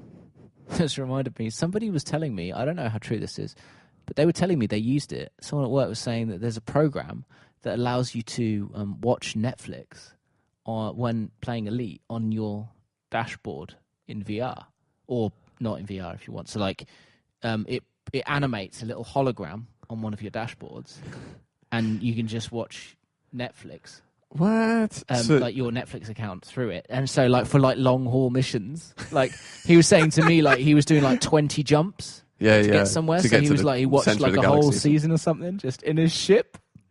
You mean it maps it to the point in 3D space in the game rather than just it being a screen overlay or something? Yeah. But I don't know. It must be a third-party program, so I don't know anything about it. I don't know if it, how whatever. But I'm not endorsing it. But I'm just saying, like, I thought that was a funny. If that's true, that's quite funny. Right? I mean, this is one of the criticisms that's always been levelled at games like that as well. And Elite Dangerous got it a lot. Was the kind of idea of space trucking? But I think it just really depends on the type of player you are. Some people like that idea of going on this long haul. Space run. I like it. I like it. I like that idea as well. I think if you are that slower paced gamer, if you like that these ideas of exploration. Also, you're saying about Star Citizen. So one of the night, I'm gonna throw a spoiler out for our news before we even get there, because I know you're still talking about what you've been playing. But we've talked a little bit about X4, you and I. Yeah. Which has dropped last couple of days ago. Yeah. And X4 seems to be kind of a contender to Elite. Yes, in a lot of ways. It will be, yeah. And I don't have any knowledge of the X series. I know it exists, but I've never played them, PC games, so I've come to PC gaming late. But X4 looks fucking crazy, but it looks like you can do some of the stuff from Star Citizen in there, but not all of it. So it's like, it doesn't, from what I understand, it doesn't have planetary landing. Mm-hmm. But you can get up from your chair and walk around your ship. Right, yeah. When you're flying in hyperspace, you can go out and do a spacewalk. Yeah. You can manually repair your ship. Yeah. If it's damaged, you can spacewalk out. And when you dock at stations, you get out of your ship, you walk around, and it's all seamless. I saw one video where a guy got on his little fighter ship, flew it and landed it on top of a carrier, got out of his cockpit, walked onto the carrier to the bridge, flew the carrier onto a frigate, got out of his cockpit onto the frigate bridge, like walked all the way to the bridge, flew the frigate onto a larger carrier. Like Russian dolls. And then walked to the cockpit and flew this mobile space station, all seamless without loading. They're like stacked on top of each other. But they're all just like within cargo holds. Cargo holds, yeah. But like they all docked with each other. But like it was seamless without any loading or anything. And that sort of sounds like what you're talking about with Star Citizen, but it also seems to have like awesome planetary landing atmospherics and you space legs on the planet and getting your gun out and all that sort of stuff. So it's sort of like the fabled space exploration game, isn't it, that we always wanted, where you could do everything. Well, this is Chris Roberts' dream. Yeah. This is what he wants. This is the thing. It's like all the best parts of everything. Of everything. And it's why Star Citizen has taken so long. It's also why I think it's drawn so much criticism for it, because, and not just from players, I think from developers who are also going like, really? Like, you're going to do all of that? Like, and you're going to make it all work properly? But people want it. He's going to do it. Maybe he will. I really hope he'll do it. He's going to do a Switch version. Imagine that. That would just be. I mean, my actually hope... though, right? Yeah. I bet Panic Button could get it running on Switch if they got Doom 2016 running on Switch. The developer. So Panic Button is a company that they recently did Warframe on Switch as well, which runs really well. Yeah. So if anyone could do it. Yeah. But yeah. Yeah. So yeah, sorry, you've been playing Star Citizen. Anyway, what else have you been playing? The only other thing I want to talk about really is Ring of Elysium, which is the battle royale game made by Tencent, the Chinese Is it free developer. To play? Yes, it is free to play. I saw it which is advertised on quite Steam, crucial, actually, I think, especially these days. Yep. Now, Tencent, I didn't realise until recently. Actually, I don't know why I didn't realise until recently, because it's pretty obvious. They are the largest video game company in the world. They own like 40% of Epic. They own, I think, all of Riot Games. So basically own all of League of Legends. They actually own 9% of Frontier Developments. They're a Chinese company, yes, right? They're Chinese. It's like, again, I think people forget about China as well sometimes when it comes to gaming, because it is, ridiculous. That is a huge corporation. I think the guy who runs Tencent is the richest man in China. You know. Fucking hell. They developed the PUBG mobile version, which is really good. Actually, it's amazing. Some people say it's better than the PC version, or more specifically, it's got features that there should be in the PC version that aren't. Yes, that is actually quite true. I think anyway. Some of the stuff that has actually come to PUBG later on as well, from that was originally in the mobile version. Pioneered by the mobile. So yeah, they have a lot of money. And they released Ring of Elysium, which is almost like it's like, it almost feels like a PUBG 2, but it's not. But it is actually very good. It's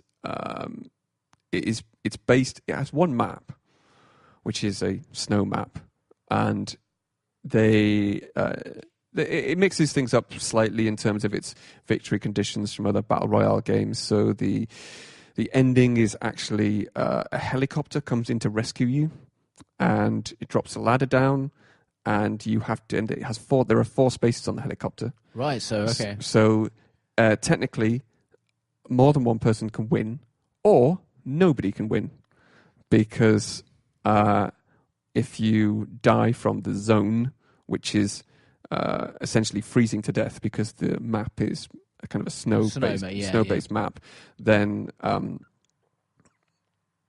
you can die from the. I can't remember what else my point was there, but no one can win. No one could potentially win, but more than one person can win. I don't think that's really happened too often, because as soon as someone starts climbing that ladder, so people are watching the helicopter, in the final zone, and they're waiting, and the helicopter is going to leave at a certain time. So people are watching. Interesting. Other people going to climb that ladder and see if they can shoot them off. It uses a couple of extra systems that are not so much. They're not so common in other battle royale games. Like, it has an equipment system. You choose like an equipment loadout before you start, which is either a hang glider, snowboarder, or a climbing equipment. And this also, so this also affects how much you can carry. So the hang glider, you can't carry that much. Snowboarding, you can carry a medium amount. Climbing equipment, you can carry more. And they each have their various uses, because you can basically like jump off a high place with a hang glider and just like glide like pretty fast, but you're also a bit of a target as well. Yeah. The snowboard, I think, is clearly the better set equipment, and I'm not sure what I feel about the equipment in this system, and at least in Ring of Elysium, because I feel like the snowboard for me trumps the rest of them. It doesn't really feel like a particularly balanced. The climbing equipment is good, but there are not many spots to climb at. So it's not early access or anything. It's out. It is. Well, it is. It's on Steam, right? Yeah. The reason I'm talking about it now is because actually it's been out for a while, but it's been only really out for Asia and America. So the European servers have only just been switched on recently. So it's been available to European Steam users. Only recently. But it has all of the hallmarks, the trademarks of something like PUBG. It borrows heavily from it.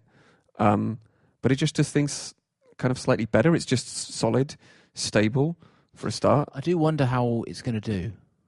What, this? Ring of Elysium? Yeah. Well, this is the thing, given that it's free, they can at least hope for a larger user base than maybe something like, maybe not something like PUBG, because that's really, really successful, but any other battle royale game that's PUBG premium. got in on the ground floor as well, right? Got in early. I think I prefer the ballistics of something like PUBG, but it's pretty close with Ring of Elysium. It's just some of the systems work really nicely, like just things like the pickup system that's really fast. There's like an instant pickup rather than an animation, which when you're playing a battle royale game, you want to loot up pretty quickly. You don't want to be hanging around waiting for an animation to finish when you're potentially you're in a game where you can just die instantly and then that's it, game over. Well, you don't want loads of inputs. You also start with a weapon, So you start with a pistol, or if you've got the hang glider, you start with a shotgun. No, sorry, you start with the climbing equipment. You start with a shotgun. With the other two equipment types, you start with a pistol. So you've got something to defend yourself with. That's good as well. Which is really nice. So it just seems like a more stable version of PUBG that just feels similar, but feels like a PUBG where they've kind of ironed out a lot of the issues with it. Yeah. It's got a nice feedback system as well for when you hit players. It's got like a visual UI feedback. PUBG has a sort of system where you can see spots of blood come out of a player, but it doesn't necessarily have a HUD feedback to it. And I just like all of those little touches. So yeah, it's really good to play it with friends as well. It's super cool. And it's free. Yeah. Obviously it's got other ways of supporting itself through microtransactions. Yeah, of course. So yeah, if you want a good battle royale game that's free, and you don't want to play Fortnite. Yeah, you're sick of hearing about Fortnite. Yeah, don't give it a shot. Yeah, so that's what I've been playing. Nice. I mean, it's just it never ends. I've got Just Cause 4 to play and tons for next week. So God knows. I don't think I've got plenty of stuff to play. So yeah, Smash Bros is out tomorrow. Yes. I'm not really that interested in it personally. But you don't even have a Switch, do you? I don't have a Switch. No. Useless knowledge. Yeah. So yes, we shall get on to the news. I'm not sure we'll go through all of this. So let's just speak a little more about, because we just touched on it, about X4 Reunion. No, not X4. What's it called? X4 Foundations. Right. Yeah. Thank you. So I know nothing about. Well, I know the X series exists, and I'd never played any of them by a company called Egosoft, I believe. Mm-hmm. But I am super psyched about X4. Yeah, because it does. I don't know whether I'm going to like it as much as Elite Dangerous, but it does a lot of stuff that I kind of wish was in Elite Dangerous. It has you can walk around and you can go out and spacewalk and repair your ship, and you can kind of seamlessly go from the space station walking around to, getting on your ship. You can build your ship to modular. And I know they kind of are in Elite, but they're not there's not much aesthetical differences. No, you can buy them. Really, you can change the color and stuff with microtransactions. I think in Elite. You can, of course, you can have skins. You can also buy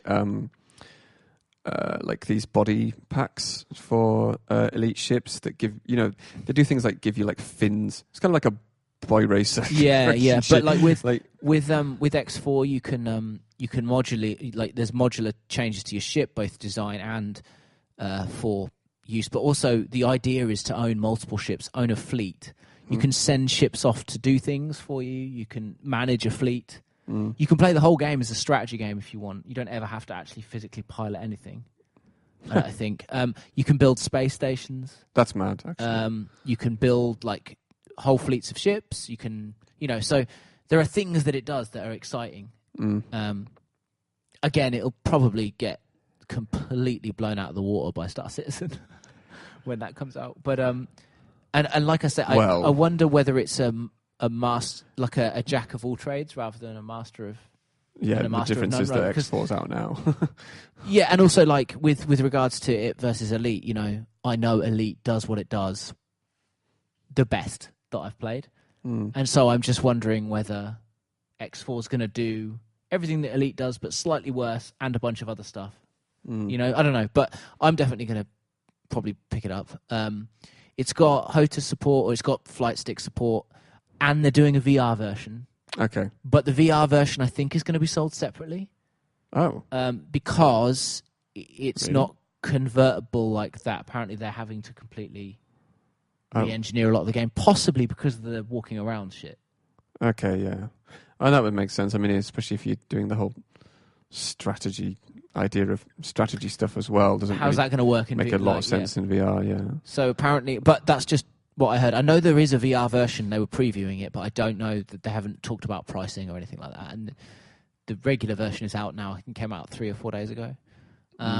But I wanted to know what you thought about this, because you're Mr. PC Gamer, so you might know more about the X series, and also whether you're going to pick it up, whether you're excited about it. I have played X2, at least. My understanding is that X3 was the favourite for most fans, for a lot of fans, and then they did one after X3 before this that everybody hated. X Rebirth, I think it was called. Ah, right, yeah. And a lot of people hated it because it took out certain things. I don't know. I'm sort of speaking very generally. I can't remember, to be honest. It took out a lot of things like jump gates, I think, or something like that was one of the big things they took out, and a few other things, and they've added them back into X4. I think, yeah. I played I can't remember which one it was now, X2 or X3. But when I remember playing it, this was a while ago as well, quite a while ago that I played those games. Because I think I was, at the time, this was obviously well before Elite Dangerous even was a thing. I think I always wanted a space simulation game that was like Elite. And there really wasn't anything out there. I mean, EVE Online is heavily influenced by Elite, but it's an MMO. It's not really the same thing. It's an MMO. It's an MMORPG in space, right? It's another game that I've always wanted to play, but I've kind of been scared of playing. Yeah, I mean, it's also a massive time sink.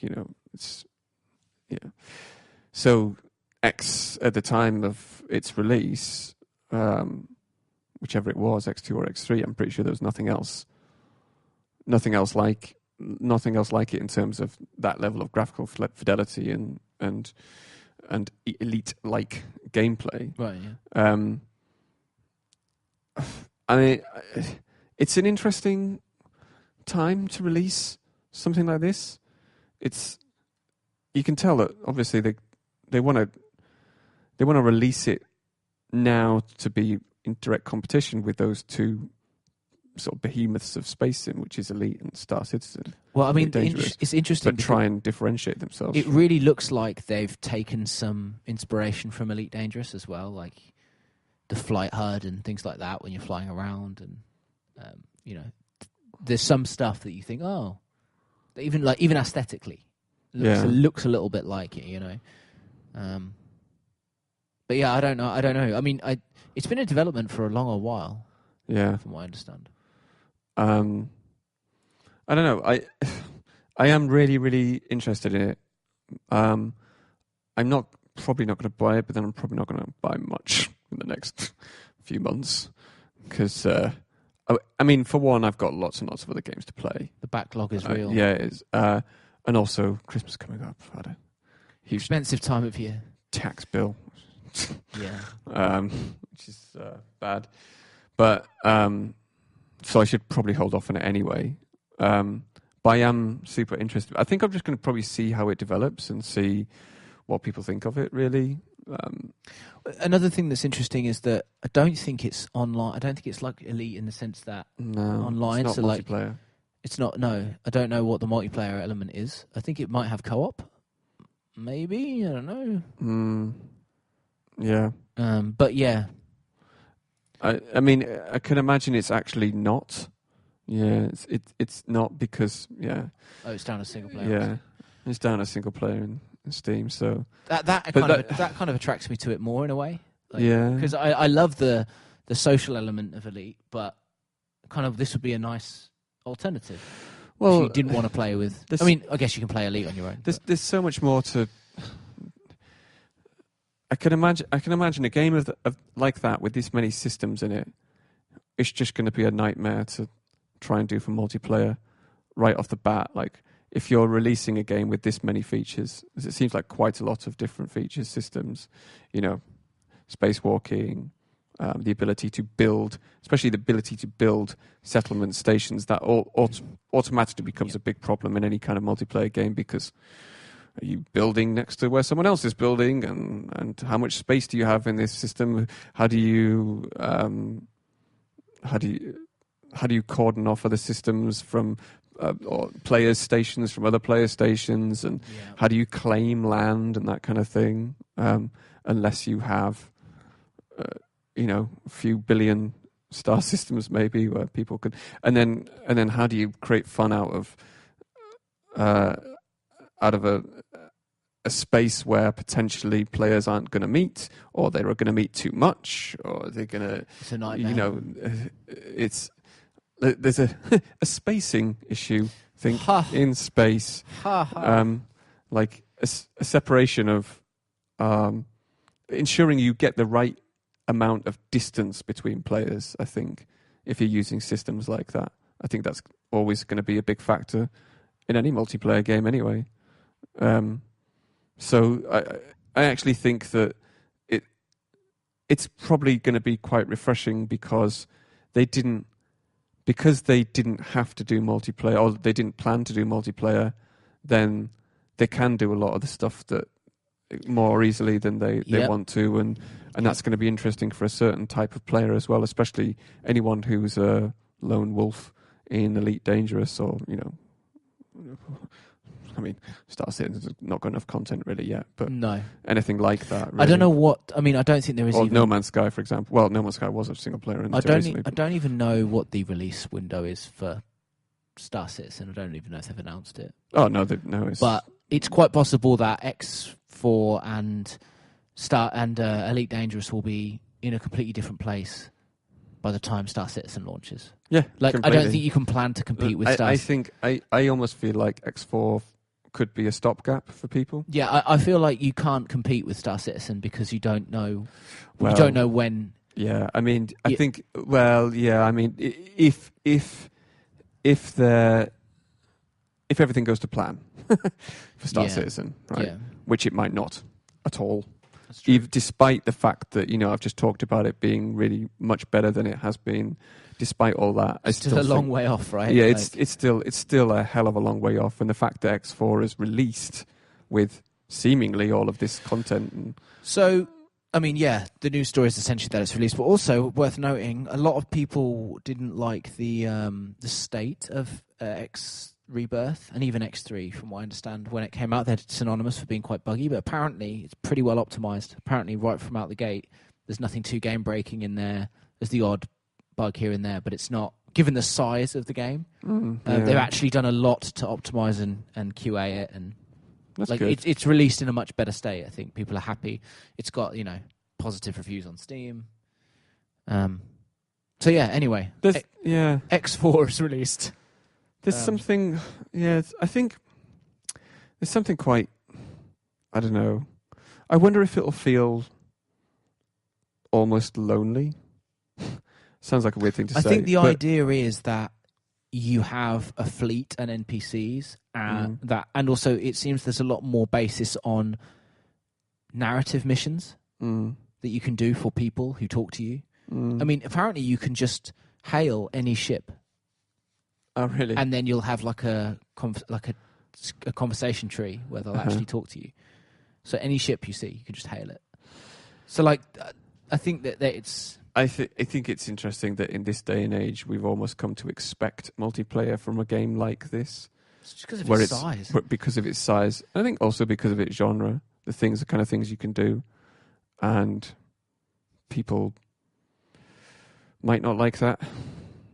But I think it has its crowd anyway. Yeah. I think a lot of people have been waiting for it. Yeah.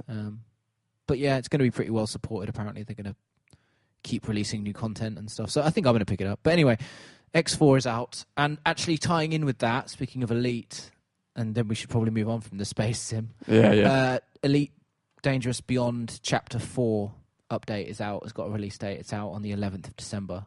And that brings with it an awful lot. Week.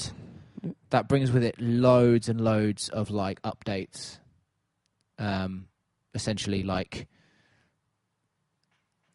I can't remember all of that. I'm not the best with the systems, but I know they've redone exploration. They've done something to mining. They've done. You can now do deep set mining. There's new nebulas. There's a new lighting system going in. Yeah, there's changes to the cockpit. There's enhancements to the. There's tons. Yeah. Check the patch notes. Yeah. There's a new scanning system, so it looks like it from the trailer on things like the SRV. There is. Yeah. There's a new scanning system from space and from the SRV, and there's night vision in the SRV, so you can see in dark planets. And there's a new pulse system for minerals. Okay, yeah. There's all kinds of shit. So check it out. Looks awesome. Free update because everything's other than Horizons, I think when you buy Horizons, you basically buy the season pass, right? That's it. Probably these days. Horizons was always basically the planetary landings expansion that was, yeah. But yeah, so that's out on the 11th. So look for that. But moving on from space for a second. Right, what should we talk about? Well, first of all, the Game Awards are this week. Yay! We touched on them a little last week. Last week? Yeah. Yes. I think what we'll probably do is have our Game Awards episode next week. Well, that would. Because we're recording today on Thursday, and it's on at 1:30 tomorrow morning in the UK. So it's on at, it'd be great to do a live show, but yeah, no. 1:30 till 3:30 a.m. So yeah, so after the amount of sleep I got last night. Yeah, and also the fact that you'd have to then go to work. It'd just be insane. They're on. They will have already gone. They will have been and gone by the time you hear this, I think. But it's worth noting that they're supposed to be teasing lots of new. They've been teasing loads of new stuff. Obsidian have got a new game, and apparently it's a new IP. And they're announcing it at the Game Awards. Okay. They've been doing a countdown for ages. That's cool. There's going to be more Death Stranding news. Probably another fucking baffling trailer. Bonkers, yeah. Fucking Death Stranding. And they're announcing a new Dragon Age. Yes. Which I'm fucking excited about because I love Dragon Age.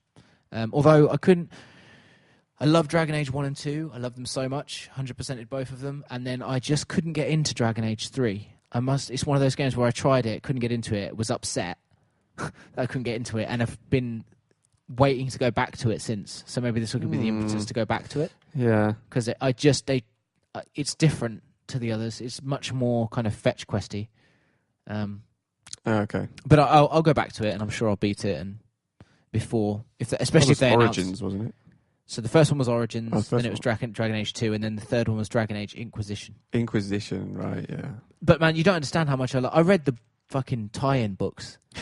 That's how much I love Dragon Age. Wow. Yeah, I loved it. I think I only played really 2. Out of the 3, played 2. Yeah, the first 2 are great, but I mean, a lot of people generally people dislike the second one, and a lot of people like the third one, but for me, it's just never, maybe I just wasn't in the right frame of mind then and there to play it. I've still got it, so I'll go back to it, probably after this announcement, if they announce a 4th Dragon Age. Yeah. Interesting, though, that they would announce it, because I've heard, the rumour is they're going to announce it, but it's not coming out till at least 2021. Why would you not get Anthem out of the way first? What do you mean? Why are they announcing... Well, I mean, it does seem odd to announce it that early, but yeah, I wonder whether they're worried about Anthem. It'd be a different team working on it. Maybe, yeah, maybe. Yeah. But still, you know what I mean? Like, it seems a bit of a strange PR move. But anyway, I mean, Anthem's really close to release. It's going to be, what is it? February, March or something. February, March, yeah, early next year. Yeah. I'm not sure how that game's going to do, though. That's my point. Yeah, I have no idea. I haven't seen anything from it. I don't know. It could be massive. It could die on its ass because it's got to go up against the Division 2. They're out like the same week, a week between each other, and they're basically going to draw the same crowd because they are, even though one's, I suppose. You know what I'm talking about? That Destiny crowd, right? Yeah. Oh, yeah, because it's I keep forgetting it's the co-op big world multiplayer game as a service. Yeah. I don't know. So there's going to be a big, and like people don't play BioWare. Fans don't play BioWare games for that. Yeah, exactly. They play it for RPG story narrative. Yeah. So it's an interesting swing. For single player. Yeah, single player all the way. Yeah. So it's going to be interesting. And the Division, had its ups and downs, but does have its fan base. So, but also the other thing that's interesting that's supposed to be being announced, well, that we know is being announced, that they've already shown a little tease for, is a new Far Cry. Yeah. And now, here's the thing, right?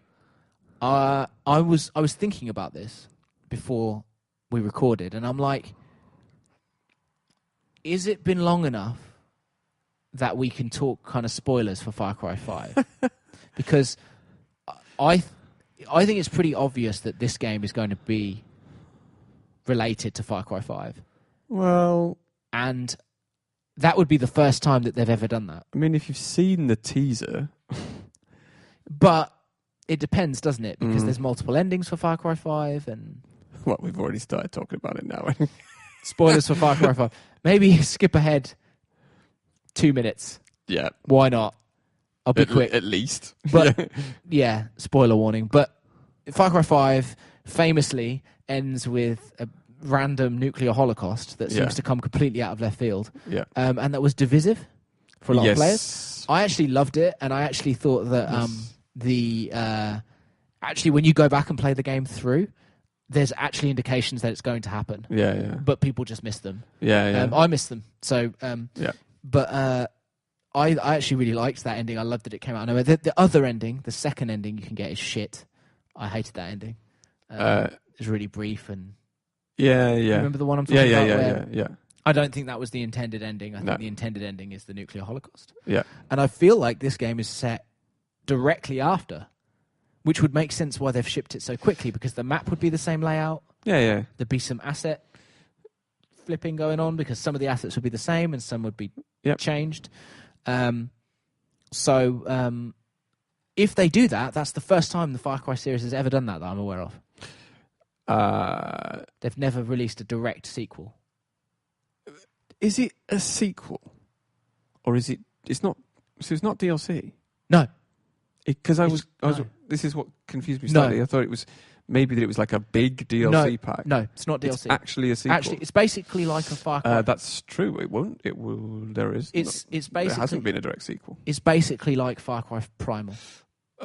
Yes, that. So, like, that's just its own standalone thing, but it's actually going to be a sequel by the looks of things, and we're assuming because of the aesthetic of the released images and stuff, it's going to be a direct sequel. Yeah. We don't know this, but the indication is it could be a direct sequel to Far Cry 5. Now, first of all, I fucking loved Far Cry 5, so I'm all about more of that. Mm-hmm. Secondly, the ending of Far Cry 5 is so shocking that I kind of was like, I'm interested to see where they take it. Yep. And thirdly, like, it's unprecedented for the series to actually to do that. So it's worth discussing, I think. It's an interesting take. And actually, it's not too spoilery, because by the time this goes out, the trailer will have already been released. By the time we release this podcast. Yeah. Because the trailer's being released at the Game Awards. Ah, okay, right. So. Yeah. Oh, okay. The full trailer. But how do you feel about more Far Cry? How did you feel about Far Cry 5? I completed Far Cry 5, which is something unusual. Bloody hell. Must have been Complete good. a game. Imagine that. Yeah, I had a lot of fun with it. I really liked it. I mean, it's classic. It's Far Cry refined, it's, right? It's classic Far Cry 3 onwards style game. But it's refined. Yeah. My problem with Far Cry... I loved Far Cry 3, and I couldn't get into Far Cry 4 because it was too similar to Far Cry 3. Whereas this one was different enough and had been long enough and it had been refined. Yeah.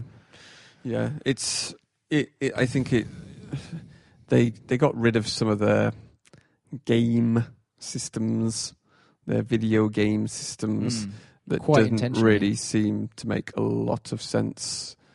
Like the whole fucking skinning animals for bigger bags thing that they had in Far Cry 4, I think 3 it was, as well. and 3 as well, and 4.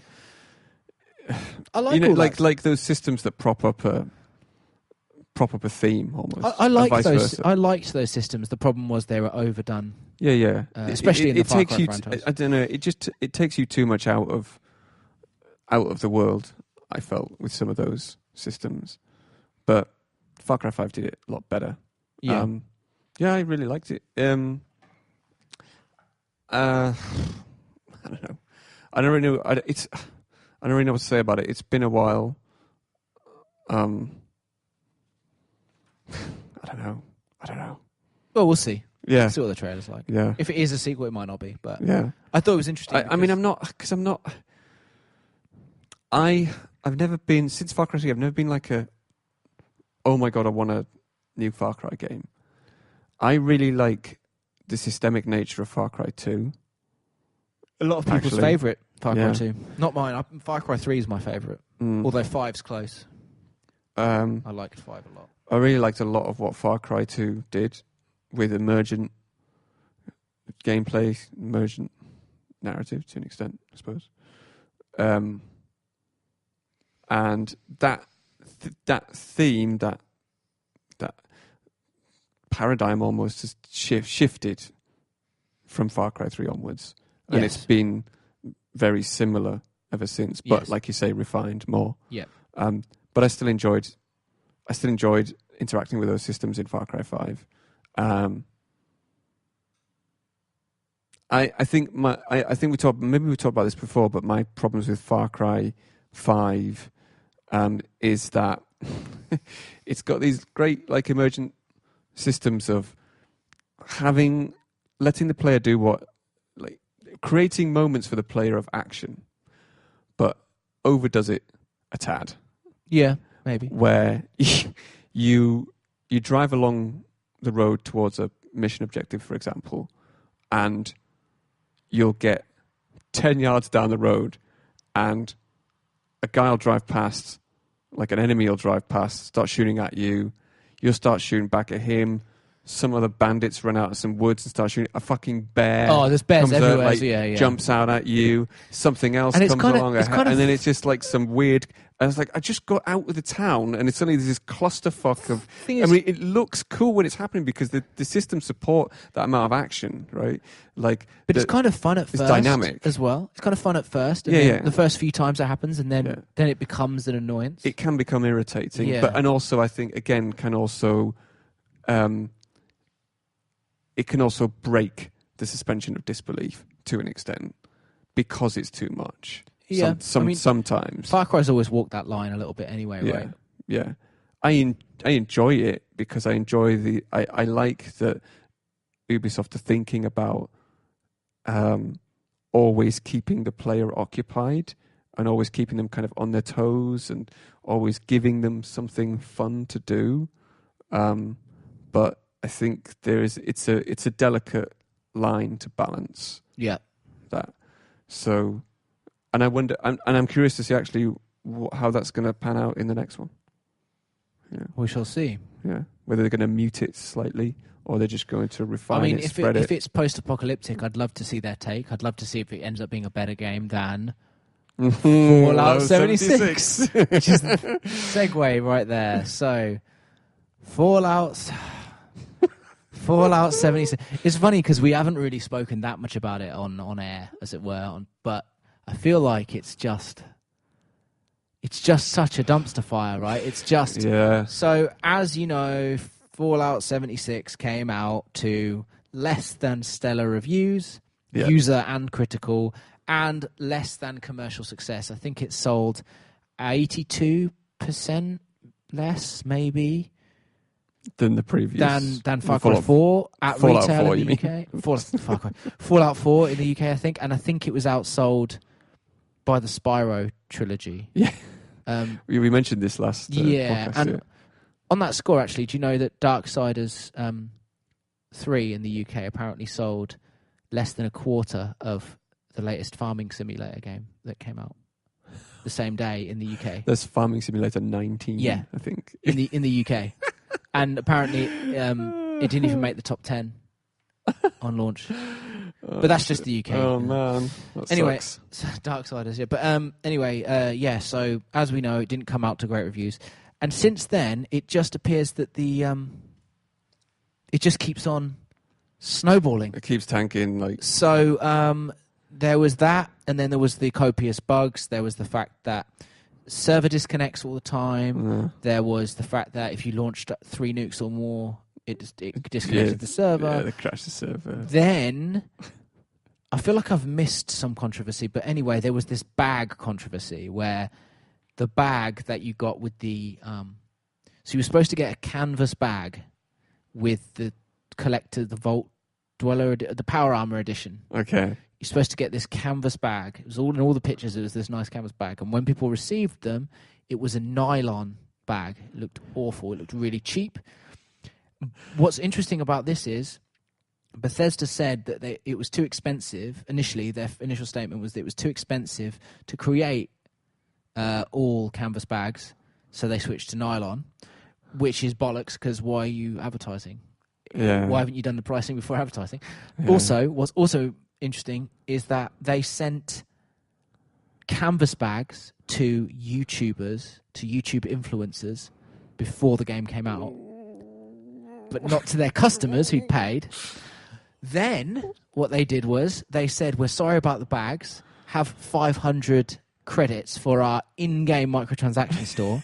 Now, the funniest part about this was cited by another YouTuber, I can't remember who, but to buy the outfit that you get, the canvas bag that it's a replica of in-game, do you see what I'm saying? For your avatar, is 700 credits. So they haven't even given you enough fake money to get the digital version of the bag that they promised you in the special edition. And then here it is. And then what happened was, in an attempt to try and sort everybody out with these canvas bags, they started raising tickets. There was a error with the website, and everyone's information from the Bethesda launcher who had bought Fallout 76 leaked, or at least everyone who was complaining about the bags. But it all leaked and was given to one person or several people. I don't know the details, but it was all released. And this included name, address, card details, Bethesda account details, password, and email address. And they literally compromised everyone's account like details. I'm glad we're not filming this so everyone else can see my face. Honestly, I've never known anything. Oh no! Do you think this is what happens when like you reach critical mass of like endearing bugs and it spills out into reality? Yeah, or and these like, because I mean, this is baffling. I've never known anything like it. It's just, it keeps going. Oh god! And like, I saw that one tweet by someone. I don't remember who it was, but whoever, if you're listening, you're a genius. They'd said, I'm not bothered that Bethesda have released all of my personal information. I'm bothered that now other people know that I bought Fallout 76. Oh yeah, also Fallout 76 Bethesda were not giving refunds to some people because the game was buggy and broken and didn't work. Some people they were giving refunds to, some people they weren't. And that was also another controversy before the shit really hit the fan with this. So yes, the canvas bag debacle. What do you think of that? I'd heard like briefly about it, but I didn't know it went that far. That's so I mean, I shouldn't laugh, but it's unbelievable to the point of humorous. Is that line between tragedy and comedy? Yeah, it's like farcical, right? Like, yeah. I'm mortified for the people whose details got released. I'm not laughing at them, and I'm not laughing at the incompetency, particularly of Bethesda. But I'm kind of like, what else can you do? It's kind of it's like humorously bad. Yeah, it's like how much has gone wrong. Yeah. It's like it's just crazy. There was another something else that a Reddit user posted as well that I talked to you about today. Right. The guy who said he'd received everybody's details. So that's that's one of the leaks. So that's tied into the leak. He'd received everybody's details and all of the support tickets, like links to the support tickets. So he said he could close people's support tickets. So yeah, I forgot to mention that. So that's basically what happened with the leak. So that happened to several people. So that's essentially, from what I understand, where the leak happened. So they gave away, but yeah, they could open and close support tickets themselves for other people. Because why not, eh? Why not that as well? Oh God. Oh no. That's bad. Awful.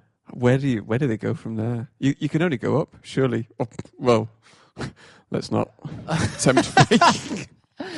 A real nuke has been set off by Bethesda. I really wonder what the kind of meetings they're having now, and I think they have seriously damaged some people's heads on the block. I think they've seriously damaged the brand. I think that Fallout 4 was a bit of a disappointment anyway, and I think that this is... Fallout 5 needs to be something fucking special. Skyrim. Not Skyrim, well, Elder Scrolls as well. I wonder how that will fare. I mean, it might be too long that people kind of forget about. And also, I think people disassociate because, like, ESO did really well. Elder Scrolls Online has done really well. Yeah, but Fallout 4 might have been not as big a success, but it wasn't not in the same way that Fallout 76 No, of course not. But I just mean that Skyrim did well. Elder Scrolls Online people were skeptical of, but it's done really well. So, like, Elder Scrolls is fine. Fallout is not fine now, right? And people say, yeah. I wonder whether people like for example, like if Elder Scrolls came out was slated for, I don't know, next year, maybe early next year, middle of next year. Whatever it's called, Starfield is first. Yeah, that's coming before Elder Scrolls, apparently. Again, new territory for Bethesda as well. So I don't know anymore. Everything was going I honestly, in my when we talked about Fallout 76 before it came out on the podcast and in person, just in general off the podcast, not in a million years could I have imagined that it would be this much of a complete clusterfuck. You know, like I just couldn't have imagined it. Oh man, that's so bad though. Awful. So, yeah, I mean, it'll be interesting to see where it goes from here, really, but mental.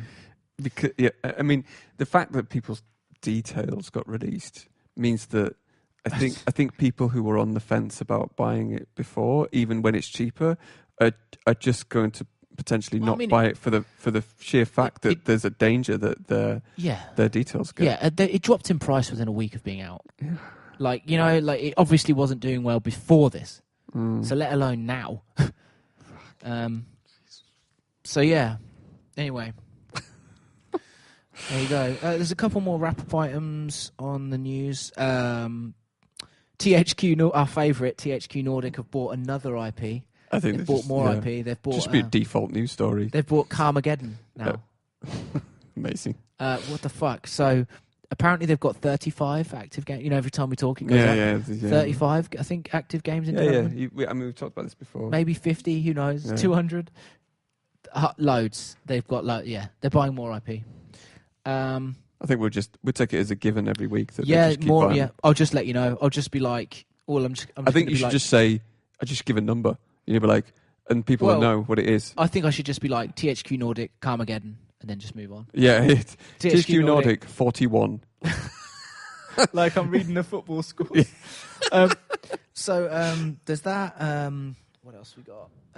Nintendo has released a couple more games onto its online service, including Ninja Gaiden and Wario's Woods, which are two favourites. The NES version of Ninja Gaiden, obviously. So that's worth checking out if you're a Nintendo fan. I would definitely recommend that. I think there's a couple of others that they've launched, but I can't remember what they are. So check it out on their site. And the final news story, and one we'll end on, we'll speak a little about before we go, is that the Epic launcher for Epic Games is becoming a storefront for people to release, a la Steam or Origin or whatever you want to call it, which is interesting. More. So my assumption is that many PCs have the Epic launcher installed already now because of Fortnite. Yeah. So that's a good install base. Yeah. I feel like it's probably more popular on console, but yeah. I don't know what the numbers are for that. Yeah. I know a lot of people have it on PC. That's my guess.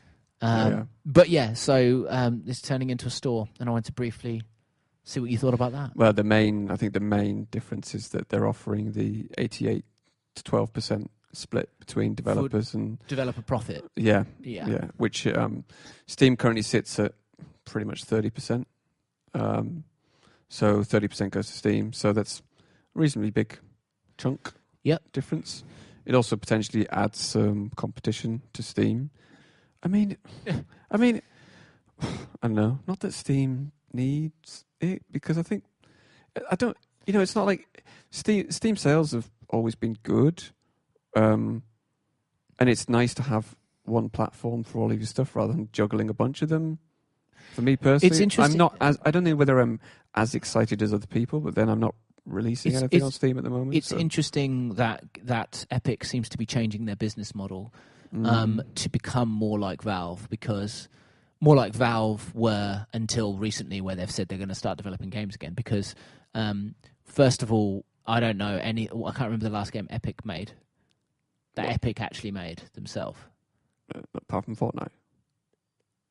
Yeah. But you know what I mean, like in a single player space or AAA game, Fortnite was kind of a I guess there's but Fortnite started as something completely different. It started. Well, it actually started as Fortnite, not because when we talk about Fortnite, really what you're talking about is Fortnite Battle Royale. Yeah, PvE Fortnite. But I mean, like, and even that, like that. Okay, yeah, they were making games like that, and that blew up. But what I mean is, like, they used to make like Epic made Gears of War, right? And all that sort of stuff. Yeah, they don't do that anymore, really. And also, that apparently, it came out today that they announced that they've cancelled the latest Unreal Tournament. They're not making it anymore. Ah, really? So and now they're turning into a store, and they're licensing their engine out to everybody. So they're sort of You see what I mean by they're changing their business model a little bit? Well, I think from their website, I think it was on their website. I think one of the reasons for doing this is they feel that they have the infrastructure to support a store because they've had to with Fortnite, because they've had so many, it's become so popular. Yeah. They've had to manage microtransactions across all this different, all the different formats, different systems around the world. And so now they're ready to sort of make that into a store. And they've clearly seen an opportunity there where they can just go head to head with Steam. I'm interested to see how it plan out. Less I feel like people have tried before, and I think they might exist in the kind of. It depends how they do it, because look at the Microsoft Store. No one cares about the Microsoft Store, but Uplay works, and everybody hated Uplay at first, but it works because it directly links with Steam. It works, but it's not. It's not open to developers. No. But in the same way as Origin. It works with Steam as well, in the sense that you can buy Uplay games on Steam, and it just It's whereas linked. Yeah. That doesn't happen with the Microsoft Store. There are games only available. Yeah, because and Microsoft pushed for games to only launch on the Microsoft Store to push their numbers. And so that's the same. So it'll be interesting to see, and the same with Origin. You can't get Mass Effect 3 on Steam. You can get Mass Effect 1 and 2. You can't get 3. You can't get Dragon Age 3 on Steam. You can only get them on Origin. So it's what is that going to happen? Probably not. But maybe. No, I don't think it will, because for a start, how integrated will it be with Steam? I don't think it is, because I think it's for a start. They're advertising as a space for developers. So you think it'll be like new content rather than older content? Oh yeah. That's the kind of the point, right? I haven't read it. So it's a space for. It'll be in the same way that Steam is a space for developers outside of... Because people were asking on Twitter, do I have to submit games that are made in the Unreal Engine? And they said, no, you can... So you can submit Unity games, right? Unreal, anything. That's interesting. Unity, Unreal support. So there is a slight advantage to making Unreal games, because they knock off the Unreal Engine subscription price, or part of the subscription price, because if you're a developer and you're making a certain amount of money in Unreal Engine, you have to give Epic a cut. Oh yeah. So they're cutting that out. I can't remember how much, or whether it's the whole price or what. I'm not sure. But obviously, it's more. That makes total sense, right? Then people are like, okay, well, if I'm making it in Unreal and I'm making money off it, why? There are reasons why you would sell on Steam, because you're reaching a much larger audience. The funnel is bigger on Steam, right? Yeah. So. Interestingly about this is Terry Kavanagh, who is a prominent indie developer. He's made a lot of interesting stuff like Super Hexagon and stuff like that. He was kind of almost deriding the news by, in a fun way, not in a shitty way, because he was pointing out that itch.io, which is the major platform for independent independent developers, and almost to the point of kind of experimental indie developers, allows people to upload games to their store and sell them on their store, but you can choose how much split goes to itch and how much split goes to you. 0% profit. 0%. 0% go to itch. They sit at default of 10%, I think, which is even that is lower than Epic's of 12. Now, obviously, you know, a lot of other people were pointing out that the reach on itch is much, much lower than Steam. It's probably lower than Epic. Fair point to make. I mean, that's, you know, there are not a massive amount of people who are even aware of itch. Yeah, of course, think. But it's certainly something to remember, and it's good to, I think, support sites like itch.io. There's a lot of content on there, and there's a lot of hidden gems and a lot of very new, experimental, interesting content on there. Obviously, there's a lot of shit, but there's a lot of shit on Steam. There's loads of shit on Steam. And there'll probably be some shit on Epic. I'm sure there'll be a lot of shit on Epic as well. So, you know. But that's it. That's it. The news. It's been 2 hours-ish. Yeah. It's probably about time. As usual, catch us on the usual channels. At Black Spine Media for Twitter. Search for us on YouTube, Black Spine Media. We have a Facebook page, Black Spine Media, funnily enough. We're on Spotify and iOS as well. Spotify. And also next week we should have some Game Awards discussion. Yeah. Bit of a Game Awards themed show. But enjoy them. Yeah. And that's it. Okay. Bye.